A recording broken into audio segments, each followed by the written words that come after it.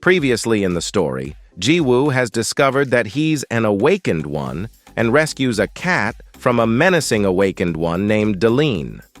He thinks that Jiwoo is a tracker and is frustrated that none of his other experiment cats are yielding the same result as the cat that Jiwoo rescued. Jiwoo's love for cats is made more prominent, and Caden decides to teach Jiwoo how to better control his powers and is surprised at the alarming rate that Jiwoo is learning. Sitting with Caden, Jiwoo meditates on the force control that Caden recently gave him.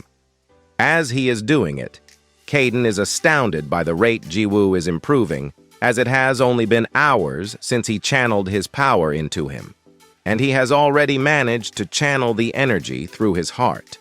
Having never worked hard in his life, the softy Jiwoo expects immediate results and feels frustrated not being able to master the force control instantly, so Caden tells him that he's already progressing really fast, and if he just takes his time and practices a lot, he will improve over time. Suddenly, his alarm starts to ring, so Jiwoo rushes to get his bag, quickly fills the cat bowls, and leaves for school. Remembering that Jiwoo said he's not talented enough, Caden thinks that the doofus doesn't realize he's already gathering energy inside his heart, and it's the first time he has seen someone progress so fast. Except for him, of course.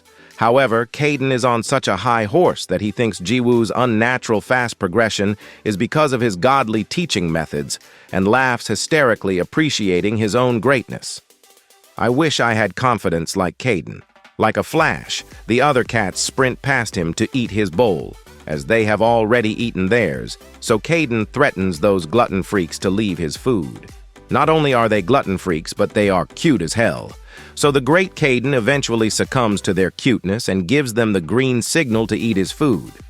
In school, Jiwoo keeps yawning as he hasn't slept for 2 days, and thinks that the past few days with Caden have been the most fun parts of his life. When he accidentally falls asleep, the teacher wakes him up and gets angry at him. Even though he is a great student, the teacher feels that his laziness is getting out of hand and asks why he has been sleeping in his class regularly. However, even he is a weakling for Jiwoo's charm and lets him off. He then asks the students if anyone is friends with Wooin or has a way to contact him, as he is absent today and isn't picking up his phone. Walking back home after school, all Jiwoo thinks about is his cats. I'm starting to think that he might be the biggest cat freak in the world. He stumbles upon Jisuk and his minions, who are bullying Wooin and checking his bag for money and food. But all they find is some cat food. When Jiwoo asks what's happening there, the bullies call him a doofus. I mean, they aren't wrong, and tell him to mind his own business. However, Jiwoo refuses to do that, saying that Woo-in is his classmate. The bully then tries to hit him, and when Jiwoo dodges his attack, the bully gets angry at him for doing that. Imagine getting angry at others because they are not letting you hit them. The bully keeps swinging, but the only thing he is hurting is the air. The other guy tries to have a go at it, but Jiwoo keeps reminding the worthless losers of their weakness and asks them if they should really be doing that in front of a lot of people. Their leader, Jisuk, gets angry at his minions, saying that their weakness is an embarrassment for him. Before going, Jisuk confirms if Jiwoo is the kid who keeps feeding the stray cats and threatens him to watch his back, as he will not let him off next time. When they all went away, Jiwoo checks on Wooin, but the ungrateful bitch, who is built like an expired Cheetos bag, just ignores our cinnamon roll. Jiwoo keeps bugging him with questions, but none of his questions are answered, and he simply goes back home. Greeting the other cats, he wonders where Caden is and checks around the house, but the daddy is nowhere to be seen. As if getting dumped by girls isn't enough, Jiwoo thinks that he is now dumped by a cat and lets out an anguish-filled scream. Unbeknownst to him, the poor Caden is just having a potty playtime and gets filled with rage, as the great Caden couldn't even take his great dump in peace. After he is done and comes outside, Jiwoo apologizes to him for having a pea-sized, single-celled brain and begs for forgiveness, so Caden tells him that it isn't a thing to apologize for. However, when he keeps repeating the same thing over and over again, Caden tells him to shut the F up and barely controls himself from chopping off Ji-woo's Excalibur. It's not like it ever unsheathed anyway, so it's pretty much useless to him. However, the great Caden falls victim to the great cutie Ji-woo and forgives him. Meanwhile, the awakened cat wakes up, and the feline and the femboy duo calmly watch him. The cat hisses at them, but when it remembers the beating Caden gave him, it starts to act like a normal kitty for once. If licking your own wrinkleberries in cat terms is normal, then yeah, the cat was acting normal. Ji-woo then picks the cat up, and after petting it, he asks Caden if they should take the cat to the hospital, as he thinks that the cat is normal now. However, Caden knows that the cat is now a PTSD patient because of the beating he gave it. Ji-woo is bent on taking the cat to the vet, and he also invites Caden to join him if he wants. Caden's lazy ass is in no mood to do any work, but he eventually agrees when Ji-woo offers to buy him cat treats. The awakened cat is in his shirt, and Caden walks beside him. Every bystander who is watching them suddenly gets filled with warm, fuzzy feelings. I envy Ji-woo. I mean, casually walking down the street with two cats that are legitimately just going along with you? That's goals right there. As they keep walking, Ji-woo keeps bugging Caden, and Woo-in, who is walking nearby, notices the cat in Ji-woo's shirt and realizes that it is Delane's sample. Reaching the hospital, Ji-woo passes the cat to the vet. He runs some tests to find out that the cat is in perfect condition and thinks that it's actually Caden who needs to lose some weight, because... Damn, boy! Damn, boy! He's thick! Boy! That's a thick-ass boy! Caden angrily looks at him. He is like my grandma, fat and always furious. Looking at the other animals in the hospital, Ji-woo wonders why there are so many animals in the care units. The vet tells him that they are all injured, and someone is leaving the sick animals and their treatment fees in front of the hospital. He has already treated the animals who were in dire condition because of serious drug addiction symptoms. When Woo-in gets back to the hideout, Delane asks where he was all this time, so he replies that he was cleaning up the animal carcasses. Delane instructs him to be careful when going outside and expresses his frustration because of his experiments, as he did the exact same procedure as he did on the gray cat, but nothing is working. Out of nowhere, Woo-in asks Delane about the powers of the tracker that took the cat away, so he reveals that he had super speed, and says that he failed to react in time when he captured the cat because of the super speed. The following morning, Ji-woo gets excited seeing Woo-in come to class. However, Woo-in knows that Ji-woo is the one who took the sample and decides not to answer him. The way Ji-woo is talking, everyone thinks that the two weirdos are close to each other. Woo-in hasn't talked to anyone since transferring, and Ji-woo doesn't interact with anyone, so their classmates think that the loners were destined to end up together. Did they just describe my high school life? As the teacher is converting her lesson, Ji-woo is busy seeing his cat's pictures. Woo-in thinks that trackers are trained professionals, but Ji-woo looked nothing like that to me. At home, Caden struggles to stay awake in the sun and wonders if it is because of his wounds.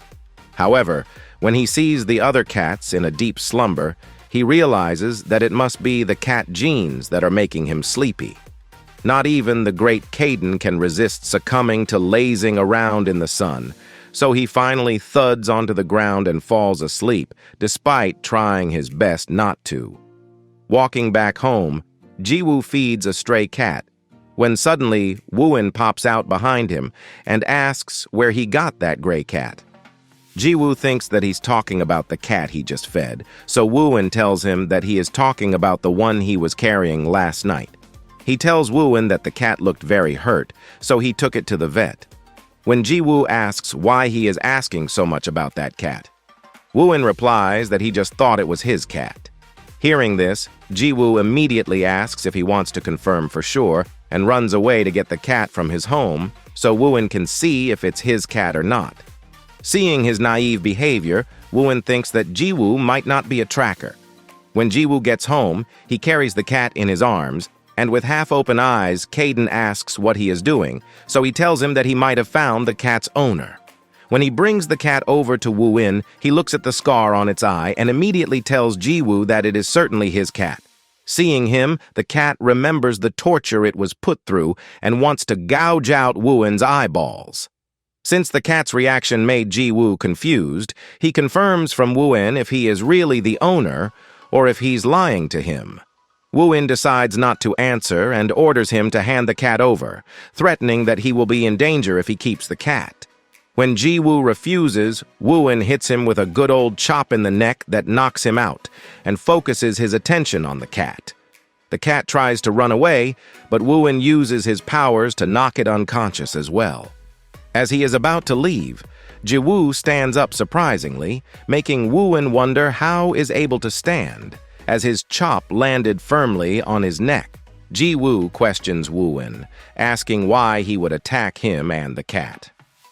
Woo-in just tells him that it would just be better for him if he forgets everything that happened, and that the cat even existed.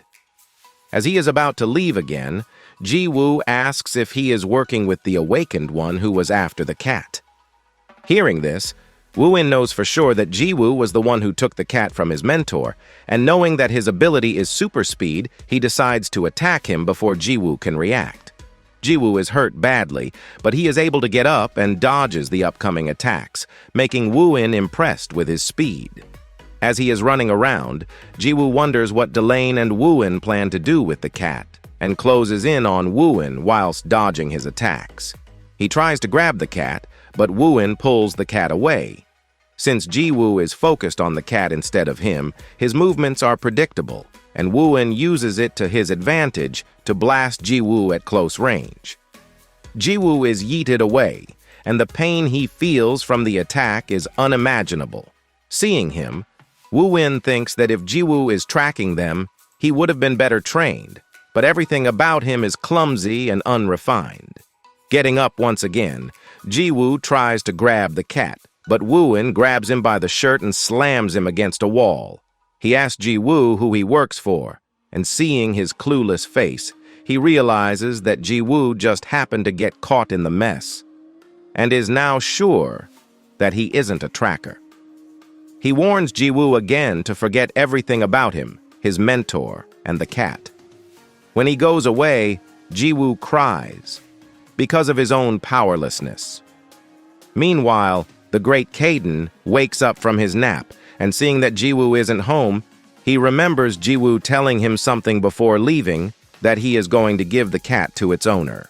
However, since he was gone for a while, the great Caden must go look for Ji-woo, not because he cares about him or anything, as the great Caden has said himself, but because he's his source of tuna.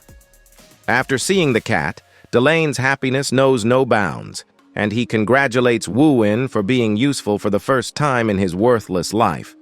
He puts the cat back in the cage, and with an evil smirk, he plans to start experimenting on it again. He then asks Woo-in how he found the cat, so Woo-in tells him that he found a man who had it and took it from him. Delane is annoyed to learn that he didn't kill the man, but knows that it must have been difficult, as the man has super speed. He instructs Woo-in to not let him escape next time, and after praising him again for capturing the cat, Delane goes away to resume his experimentation. Meanwhile, Ji-woo arrives near their hideout by following Woo-in and wonders if he will be able to rescue the cat, as he has already used most of his energy trying to catch up to Woo-in. Suddenly, he's startled by Delane asking if he's looking for something. This is where the video ends. Please like and subscribe. See you next time.